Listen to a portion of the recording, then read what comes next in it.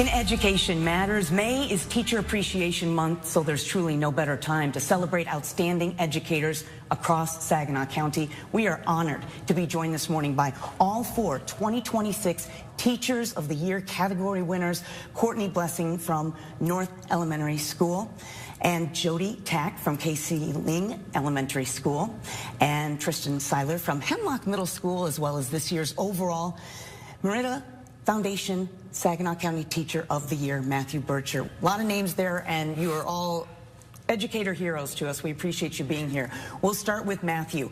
What does it feel like you're being named this year's overall, Foundation Saginaw County Teacher of the Year? You already knew you were being recognized as the high school category winner, but what was the moment like when you found out your name was being announced as the overall county-wide recipient? I think the only thing I can say about that is I was shocked. Absolutely shocked to be in the company of such fine educators. I was just an honor to be named as the high school teacher of the year, but to win overall, I still am completely in awe to be even sitting on the couch with great educators like this. I'm sure your students would kindly disagree, but and congratulations also to Courtney. You are this year's Preschool Teacher of the Year finalist. Early childhood educators, as we know, have such an important role in shaping those first school experiences. What's something people might not fully realize about the impact preschool teachers have on students?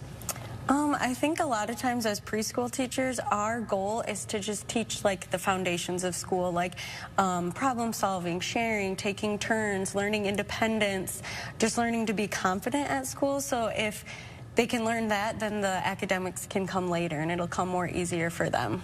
I love it. Now, Jodi, we congratulate you on becoming the Elementary Teacher of the Year finalist. Elementary teachers, as we know, are so crucial, such an important source of encouragement and stability for students. What does relationship building in the classroom look like and mean to you personally?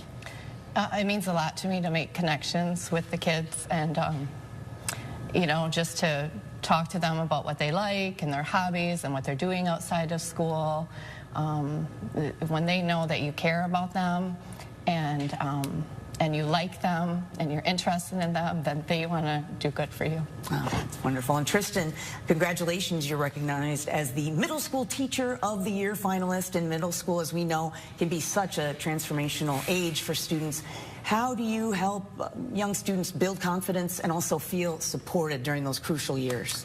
Yeah, I always say every day in middle school is an adventure. I don't totally know what it's going to look like in the mornings versus the afternoons, but to me it's all about relationship building, finding out what the kids enjoy outside of the classroom, whether that's sports or groups or hobbies or whatever it may be, and making that connection with them makes my job a lot easier. Well, and Matthew, we also want to congratulate you because career and technical education continues to grow across really the region, and at the Saginaw Career Complex, students are preparing directly for careers and life after graduation. So the question is really, what excites you most about the work happening in CTE right now? I think what's so nice about CTE is the fact that it's career exploration. Students come in with a general interest in something, and they have the ability to learn about that job or that career and explore what it's really going to be like before they actually commit to it. And the hands-on learning that's going on there and the one-on-one learning is just fantastic to watch them grow in their abilities, their interests, their desires, and hopefully come out with a career and a plan for the future. I love that. And Courtney, when families send their children to preschool for the very first time, there's a lot of trust placed in educators like you. What do you really hope students carry with them from those early classroom experiences? I hope that they just love school. We're usually their first experience in the school setting, and so I just hope to set up like a love for school for them to feel safe, for them to enjoy it, so that they want to keep coming back each year, because there's a lot of years left after that. I bet you have so much fun in the classroom. And Jodi, every teacher seems to have those moments to remind them exactly why they chose this profession. Was there a moment really in this school year that stood out to you? There's always lots of moments throughout the day. In fourth grade, we read novels, a few novels throughout the year, and the kids who make the connection with the novels and talk about them when we're not studying them at that time. And I have a student who talked to another staff member about the novel we're reading, and So those are always wonderful. Oh, I love that. Well, and Tristen, students today are navigating a lot, both inside and outside the classroom. So beyond academics, what do you think students need most from educators right now? Yeah, outside of the classroom, to me, the word is availability. Just letting kids know that outside of bell to bell in the classroom setting, that I'm there for you. Whatever you need, if there's something going on at home or whatever the circumstances may be, that I'm there to help, and I'm more than just a teacher. All right. Well, now all 4 of you were nominated by members of your school communities, which makes this recognition especially meaningful. What does it mean knowing that someone really took the time to recognize the impact you're having on students? I guess I'll start and just say that it's an honor beyond belief to know that somebody took the time and cared enough about what I was doing. Now, I go to work and I do my best and try to present the class, but to be recognized for that above and beyond that is just very honorable.